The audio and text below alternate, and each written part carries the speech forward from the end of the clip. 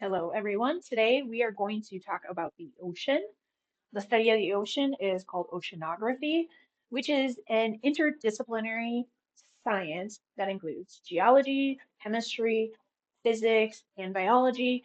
And the study of all of those subjects helps us to understand how the oceans work.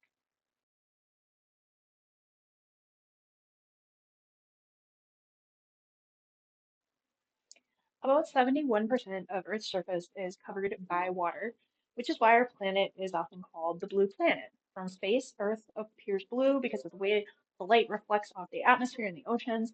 Interestingly, ocean water itself isn't actually blue, it's mostly clear, but the reflection and scattering of light gives our planet a blue appearance.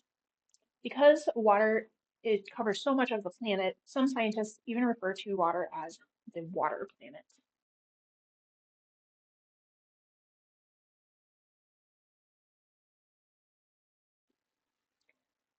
All of the water on Earth is not evenly distributed. If we imagine the line in the middle is the equator, we can see a big difference between the hemispheres. In the southern hemisphere, water covers about 80% of the surface, while the northern hemisphere, it only covers 60%.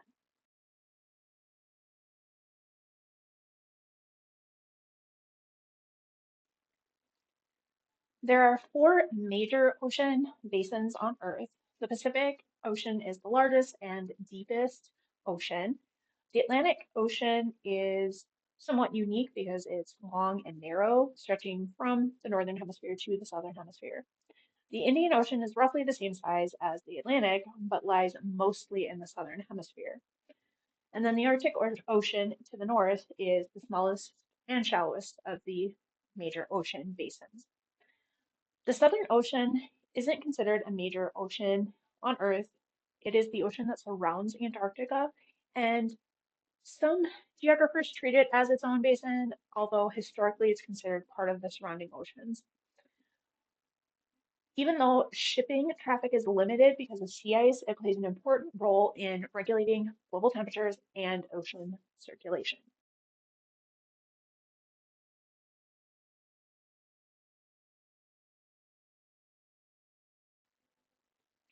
So why is it so important that we study the oceans? First, they're a major part of the hydrosphere, which stores an enormous amounts of water. That water can evaporate into the atmosphere, eventually returning to the land as precipitation. Second, the oceans store huge amounts of heat, which helps regulate temperatures, especially along coastlines. Finally, the oceans are teeming with life. So fish, seaweed, and many other marine organisms are important sources of food and resources for humans. Because oceans cover so much of Earth's surface, understanding them is critical to understanding our planet.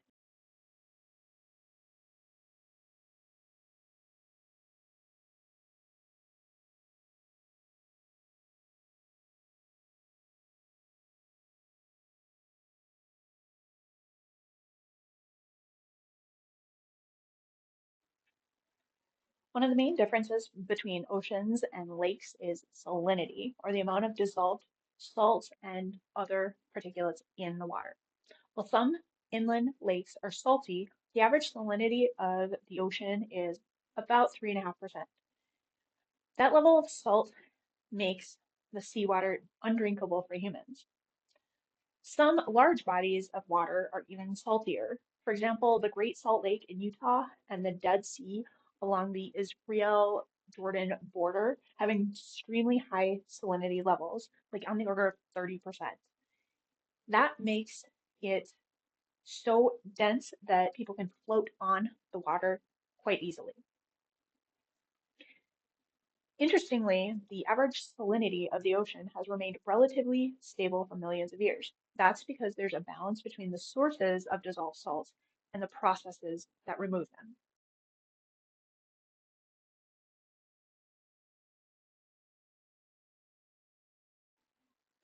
Most ocean salts come from chemical weathering of rocks on land. Rainwater breaks down minerals in rocks, and rivers carry those dissolved chemicals to the ocean. Another important source is underwater volcanic activity, particularly along the mid-ocean ridge system, where volcanic eruptions release minerals and gases into the seawater.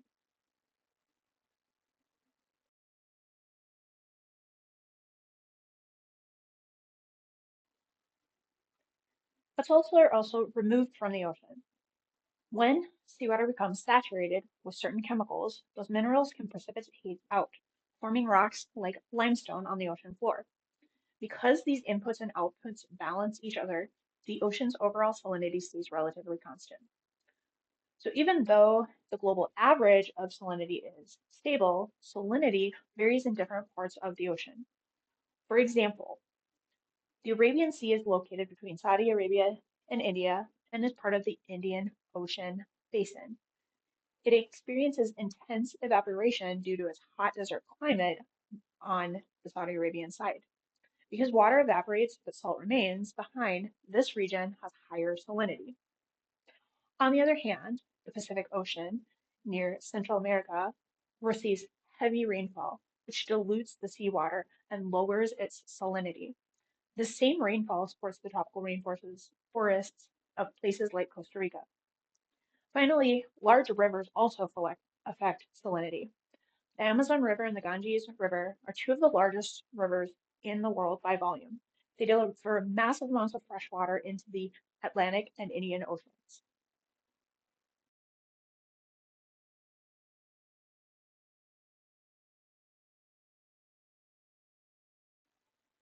When we look at how oceans function, density is another important concept. Density is calculated by the simple formula mass divided by volume, but that doesn't really mean a whole lot. So in practical terms, it's how heavy something feels for the space that it takes up. For example, one of my nieces, when she was born, she felt light as a feather, while her cousin, my nephew, I felt like I was carrying around a sack of feed. It simply meant that my nephew is more dense than my niece.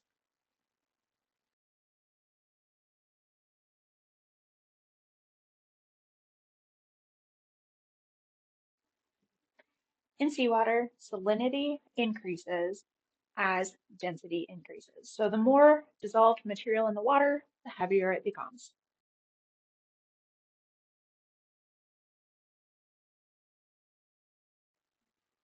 Water temperature also affects the density of the water. As temperature decreases, density increases. This is known as an inverse relationship, where when one goes up, the other goes down.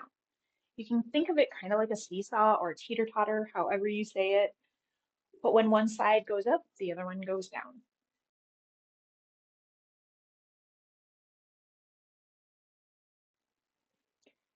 The ocean can be divided into three main vertical layers. The surface zone is warmed by the sun and mixed by the wind and contains only about 2% of the ocean's water. It only goes down about 1,000 feet.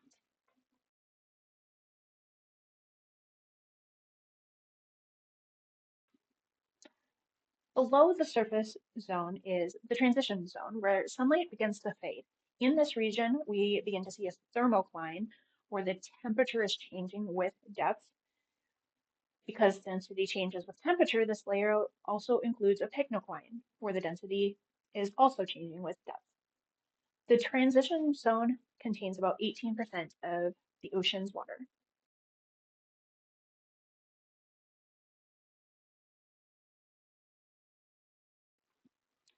Finally, the deep zone makes up the remaining 80% of the ocean's water. Sunlight cannot penetrate this far, so the temperature remains just a few degrees above freezing. The water here is very dense and extremely cold.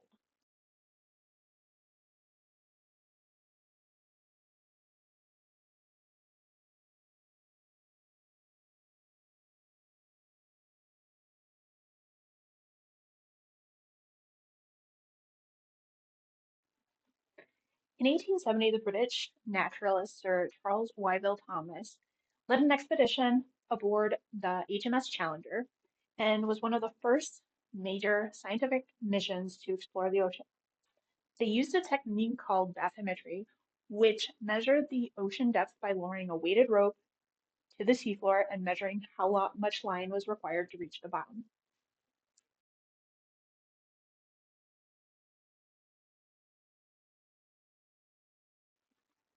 Just before World War I, sonar was beginning to be used to map the ocean floors.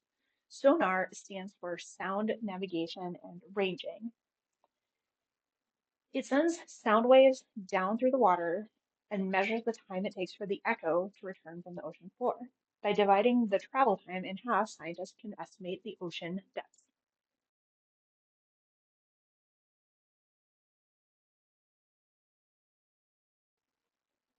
Today, we also incorporate satellites along with sonar and bathymetry to map the ocean floor, combining modern data with earlier surveys using GIS or Geographic Information Systems.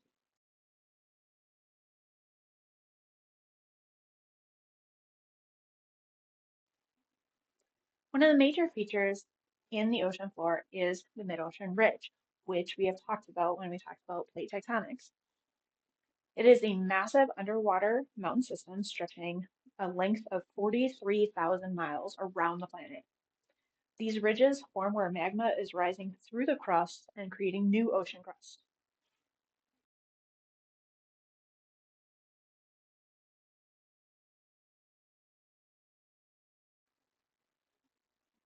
Large portions of the ocean are called abyssal plains, which are extremely flat regions of ocean floor. We also find seamounts, which are underwater volcanic mountains that never grew high enough to reach the surface.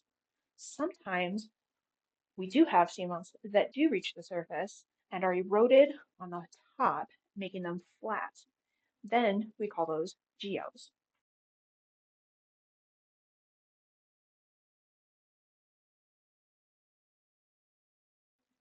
The final feature of the ocean floor is the continental margin. We have two types of continental margins. One is passive, one is active. On the passive continental margin, this is where, on places like the Atlantic coast in the US, where there's no volcanic activity going on, there's no subduction going on, we have the continental shelf, which gently slopes away from the shore, then the continental slope, which is a really steep boundary along the ocean, and then finally we have the continental rise, just another gentle slope before it hits the abyssal plain.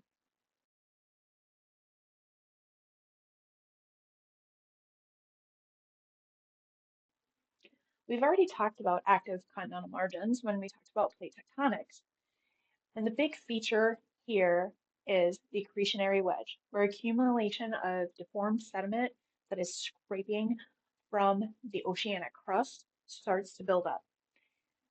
The other activity that happens at active continental margins is the oceanic plate that is subducting under the other plate will start to erode that upper plate. This is called subduction erosion.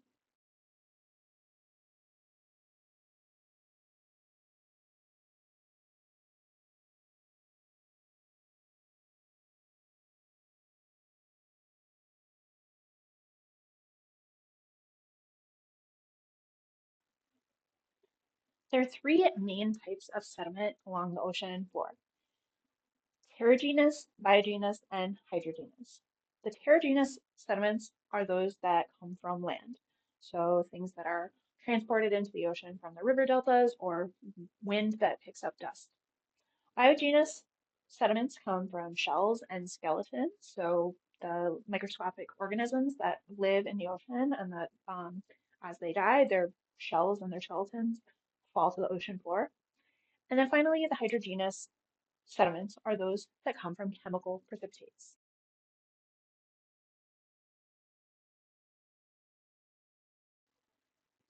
Manganese nodules are hard lumps of manganese, iron, and other metals that are scattered around the deep ocean floor. Calcium carbonate especially will precipitate directly from seawater in warm climates, forming limestone. Metal sulfides that include iron, copper, zinc, lead, gold, and silver usually precipitate near hydrothermal vents along the mid-ocean ridge. And then evaporites form in areas where evaporation is high and there isn't much open ocean circulation, and that allows minerals such as halite and gypsum to form.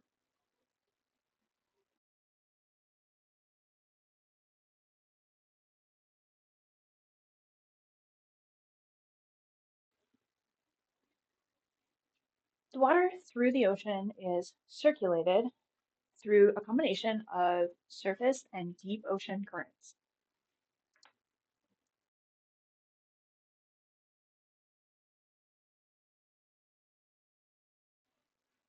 Surface currents are driven mainly by wind. Because the Earth rotates, these currents are affected by the Coriolis effect, which deflects moving water to the right in the northern hemisphere and to the left in the southern hemisphere.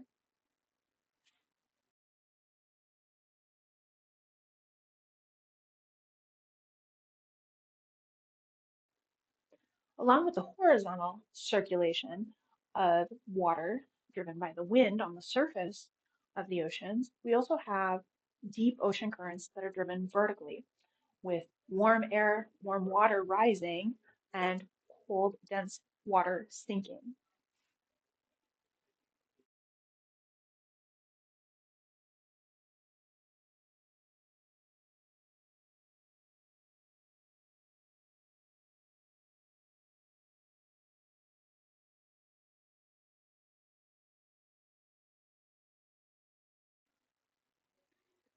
Ocean waves are controlled by wind speed, wind direction, and something called fetch, which is the distance that wind travels over the open ocean.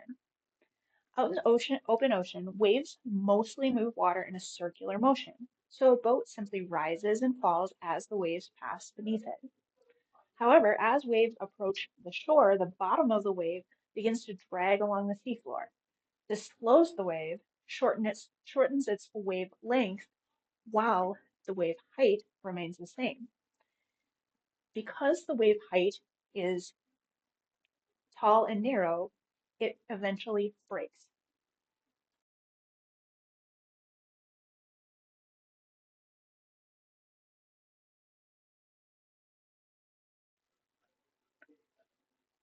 Breaking waves erode coastline through abrasion where sand and rocks grind against the shoreline. This erosion forms features such as sea cliffs, wave-cut platforms, sea arches, and sea stacks. But sediments can also be deposited in this process, creating features like spits, tombolos, barrier islands, and baymouth bars.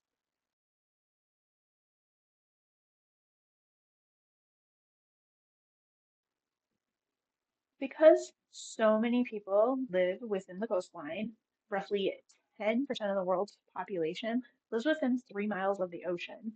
Humans are often trying to find ways to stabilize the shoreline. Two ways are kind of approached in this manner. First, we have hard stabilization, where we build structures. So groins are built perpendicular to the shoreline and they act as a sand trap as waves are bringing sediments in. Breakwaters run parallel to the coast and they reduce wave energy as those ocean waves are coming in towards the shore. Those are especially helpful for places that have a lot of boats and it can reduce the boats rocking and any damage to those boats.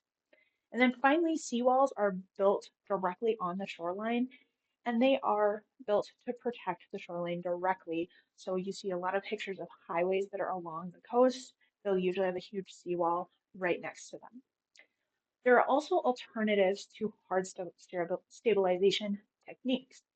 The big one is beach nourishment, where you just simply add sand to the eroding beaches. The least popular alternative is something called beach retreat, where development is moved away from the coastline and it allows the coastline to erode naturally.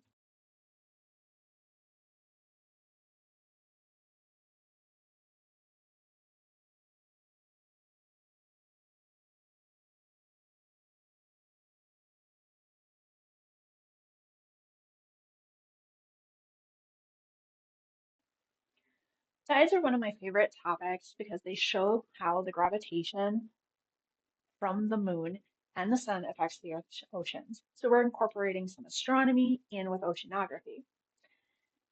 When the sun, earth, and moon line up, the gravitational forces combine to produce what we call a spring tide. And this has the largest tidal ranges, meaning the high tide is higher and the low tide is lower. This is caused because the sun and the moon are pulling on the water in the oceans, creating a bulge. On the other hand, when the sun and moon are positioned at 90-degree angles relative to the Earth, we experience what's called a neap tide, where the tidal range is smaller because the moon is pulling to one side and the sun is pulling to the other.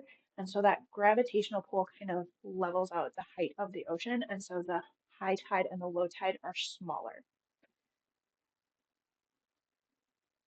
Tidal forces are so powerful that scientists have even detected their effects deep underground, far away from the ocean, in a research facility in the Black Hills.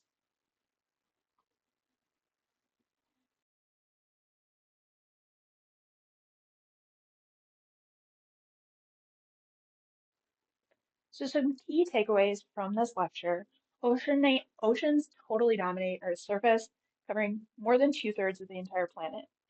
They play a crucial role in regulating our climate, driving weather, and supporting vast ecosystems that humans rely on for food and resources. Understanding oceans is essential for understanding how our entire planet works.